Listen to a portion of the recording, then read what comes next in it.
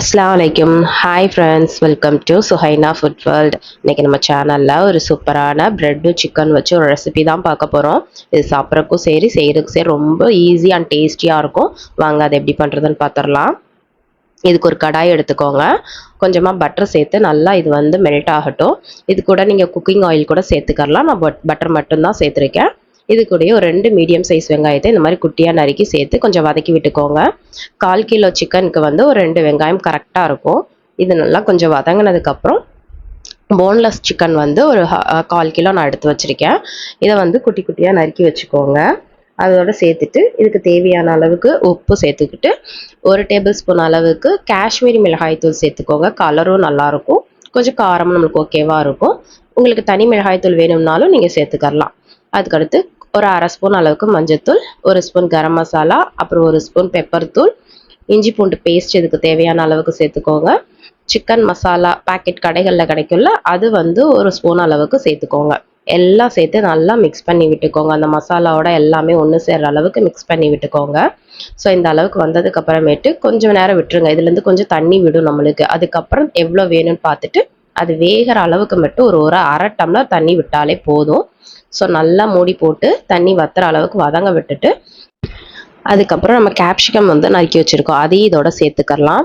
இதோட சேர்ந்து கொஞ்சம் வதங்கட்டும். அதுக்கப்புறமேட்டு நம்ம 1 டேபிள் ஸ்பூன் அளவுக்கு வந்து சோயா சாஸ் சேர்த்துட்டு 1 டேபிள் ஸ்பூன் அளவுக்கு வந்து டொமேட்டோ கெச்சப்பு சேர்த்துட்டு 3 டேபிள் ஸ்பூன் அளவுக்கு வந்து நான் மயோனஸ் சேர்த்துருக்கேன். இதெல்லாம் சேர்த்து ஒன்றா நல்லா மிக்ஸ் பண்ணி விட்டுக்கோங்க. இது எல்லாமே இதுக்கு ரொம்ப இம்பார்ட்டன்ட். அப்போ தான் வந்து நம்ம வந்து ப்ரெட்குள்ளே ஸ்டஃபிங் பண்ணி சாப்பிடும்போது சூப்பராக இருக்கும். ஸோ எல்லாம் ஒன்று சேர மிக்ஸ் பண்ணிவிட்டு கொஞ்சம் அது வந்து கிரேவி வற்றினதுக்கப்புறம் அடுப்பு ஆஃப் பண்ணி ஒரு ஓரமாக வச்சுருங்க. நெக்ஸ்ட் நம்ம என்ன பண்ண போகிறோம்னா ப்ரெட் எடுத்து அந்த கார்னரில் இருக்கிறது எல்லாமே நம்ம கட் பண்ணி எடுத்துக்கணும். ஃபஸ்ட்டு அதை ஃபுல்லாக கட் பண்ணி இந்த மாதிரி எடுத்துட்டு அதுக்கப்புறமேட்டு ஒரு சப்பாத்தி கல்லை வந்து இந்த மாதிரி மெதுவாக அழுத்தம் கொடுத்து தேய்ச்சிங்கன்னா அதை கொஞ்சம் வந்து நம்மளுக்கு வந்து தின்னாக வரும். ஸோ ப்ரெட்டில் நம்ம திக்காக இருக்கும்ல, இந்த மாதிரி அழுத்தம் கொடுத்து தேய்க்கும் போது நல்லா லேஸாக நம்மளுக்கு தின்னாக வரும். இந்த மாதிரி வச்சு ரெடி பண்ணி வச்சுக்கோங்க. அது ஒன் சைடு வச்சுட்டு அடுத்து ஒரு இதுக்கு வந்து ஒரு 2 முட்டை வந்து கரெக்டாக இருக்கும். ஸோ உங்களுக்கு எந்த அளவுக்கு வேணுமோ அதுக்கேற்ற மாதிரி குவான்டிட்டி நீங்கள் பார்த்து எடுத்துக்கோங்க. 2 முட்டை மட்டும் நான் அடித்து வச்சுருக்கேன். நம்ம ஸ்டஃபிங் வந்து ரெடி பண்ணி வச்சுருக்கோம்ல, அதை வந்து இந்த ப்ரெட்டில் வந்து போட்டு உள்ள ஸ்டஃப் பண்ணிவிட்டு இன்னொரு ப்ரெட் மேலே வந்து வச்சு ஃபோர்க் வச்சு சைடில் வந்து இந்த மாதிரி அழுத்தம் கொடுத்துக்கோங்க. அப்போ தான் உங்களுக்கு சுற்றி வந்து பிரியாமல் வரும்.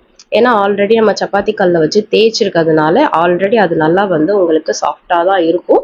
இருந்தாலும் பிரிஞ்சிடக்கூடாதுன்றதுக்காக ஃபோர்க் வச்சு இந்த மாதிரி நல்லா அழுத்தம் கொடுத்துக்கிட்டிங்கன்னா எல்லா பக்கமுமே நல்லா வந்து ஒட்டிக்கிறோம். அதுக்கப்புறமேட்டு முட்டையில் அடித்து வச்சுருக்கோம், அதில் போட்டு நல்லா டிப் பண்ணி எடுத்துட்டு அதுக்கப்புறம் பிரெட் கிராம்ஸில் போட்டு நல்லா கோட் பண்ணிக்கோங்க. ஃப்ரண்ட் அண்ட் பேக்கு நல்லா பிரெட் கிராம்ஸில் போட்டு இதே மாதிரி எல்லாத்தையுமே வந்து ரெடி பண்ணி வச்சுக்கோங்க. நான் சொன்ன மாதிரியே நீங்கள் பண்ணும்போது கரெக்டாக வரும். ஸோ உங்களுக்கு முட்டை வந்து தேவைப்பட்டால் திரும்ப அடுத்து ஒரு முட்டை கூட நீங்கள் அடித்து வச்சுக்கலாம். ஃபஸ்ட்டு நான் 2 தான் அடித்து வச்சுருக்கேன். எனக்கு வந்து நான் பண்ணுற ப்ரெட்டுக்கு அது கரெக்டாக இருந்தது. ஸோ இது மாதிரி ரெடி பண்ணி வச்சுட்டு அதுக்கப்புறம் ஒரு கடாயில் கொஞ்சமாக ஆயில் சேர்த்துக்கோங்க அதை ஃப்ரை பண்ணுறதுக்கு. இதை வந்து டீப் ஃப்ரை பண்ணால் இன்னும் சூப்பராக இருக்கும். பட் நான் ஷாலோ ஃப்ரை தான் பண்ணுறேன். ஏன்னா அதிகமாக டீப் ஃப்ரை பண்ணி பசங்களுக்கு கொடுக்க வேண்டாம் அப்படிங்கிறதுனால ஷாலோ ஃப்ரை பண்ணுறேன். ஸோ இந்த மாதிரி ஃப்ரண்ட் அண்ட் பேக்கு போட்டு எடுத்துட்டிங்கன்னா ஒரு சூப்பரான ஸ்நாக்ஸ் வந்து நம்மளுக்கு ரெடி ஆயிரும்.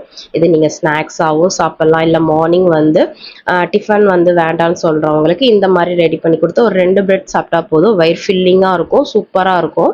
இதே மாதிரி நீங்களும் ட்ரை பண்ணி பார்த்துட்டு எப்படி இருக்குன்னு சொல்லிட்டு எனக்கு சொல்லுங்கள். என்னோடய வீடியோ உங்களுக்கு பிடிச்சிருந்ததுன்னா சேவ் பண்ணிக்கோங்க. எனக்கு சப்ஸ்கிரைப் பண்ணி சப்போர்ட் பண்ணுங்கள். தேங்க்யூ.